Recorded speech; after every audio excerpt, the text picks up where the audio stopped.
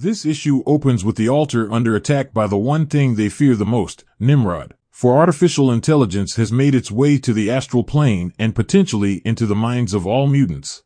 And with its protector, Legion currently in a weakened state, there's little that can slow its advancements. For when Charles Xavier entered the altar, he also launched a secret attack against Legion. The psychic attack was made to cripple him in case he decided to attack his father. But after Charles uncovered the truth about the altar, it was too late. For Charles's original plan was already in effect and the mental virus struck Legion.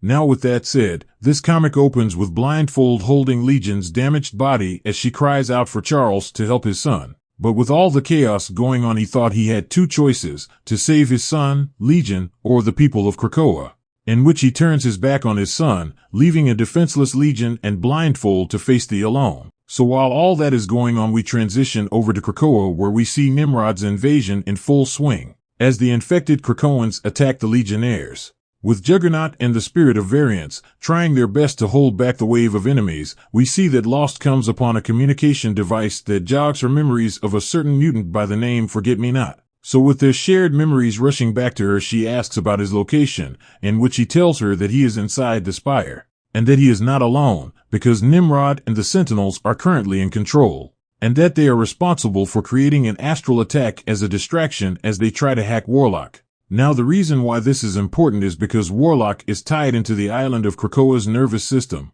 and if it got control of Warlock, then it would have control of the island. With this devastating news, Lost tells the rest of the team that they have to get inside the tower at any cost to stop what's going on. But unfortunately, due to Juggernaut being slightly weaker, the task may be harder than expected. So while the team tries to figure out their next moves, we skip over to Nightcrawler, the Black Knight, Pixie, and Dr. Nemesis as they are ambushed by Orcus. And things are not looking too good for our heroes. So much so, that Nightcrawler is the last one standing to face the onslaught of enemies that is led by none other than his adopted mother Margali Zardos. So with the battle all but over, Nightcrawler surrenders in order to save his team. But unfortunately for him, his mother had another thing in store for our hero as she blasts him with a wave of energy which caused his mutation to accelerate. Now, transitioning back over to the astral plane, we see Legion is about to be eaten by the Phalanx. But before that could happen, Charles explodes back on the scene with a change of heart, for there was no way he could bring himself to truly abandon his son. So he quickly sat by his son's side and asked him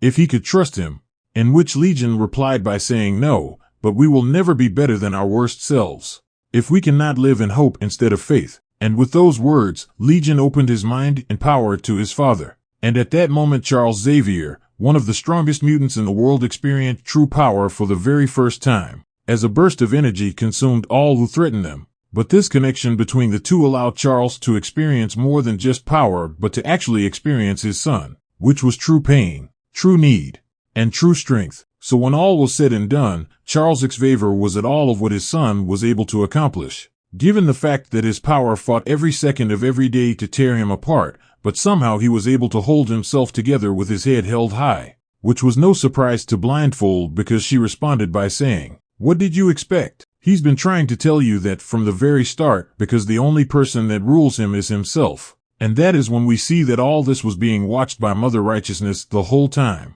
And for the most part, she finds this rather disgusting that these people are sharing their powers with one another. Because when we skip back over to the Spirit of Variance, we see that he too was sharing his gifts with none other than the Juggernaut, because he was able to turn him into his steed, which in my opinion is super awesome, because with their combined might they were able to crash Nimrod's party. And with all their resolve, the two begin to cut down Sentinels left and right, leaving Cypher face to face with his best friend Warlock. And in a heart-wrenching turn of events, Warlock begs his closest friend to end his life by ripping out his core. For Nimrod is too deeply embedded inside of him to the point where there is really no way to separate them. But with Cypher being who he is, he couldn't bring himself to do the deed, as he tries to find another way to free his friend.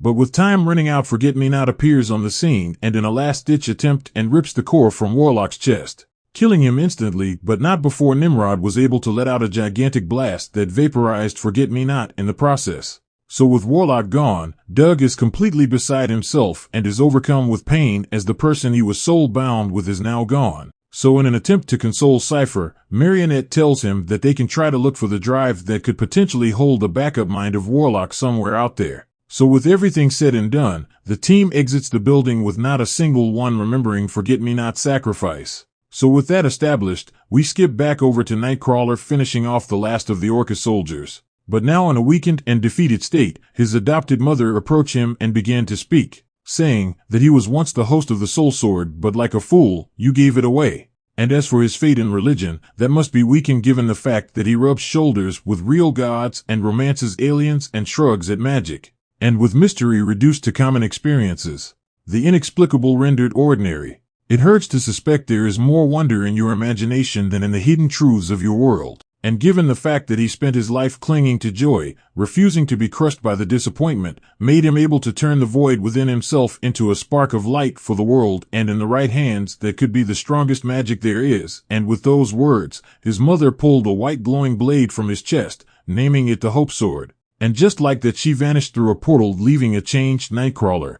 And that is when Mother Righteousness appears on the scene, asking Kurt what he would give to fill the new void within himself, to fill his new emptiness. And with those words she removed her mask, revealing a white heart in the center of her forehead. For Mother Righteousness is the fourth Sinister. So with that said, this issue comes to an end.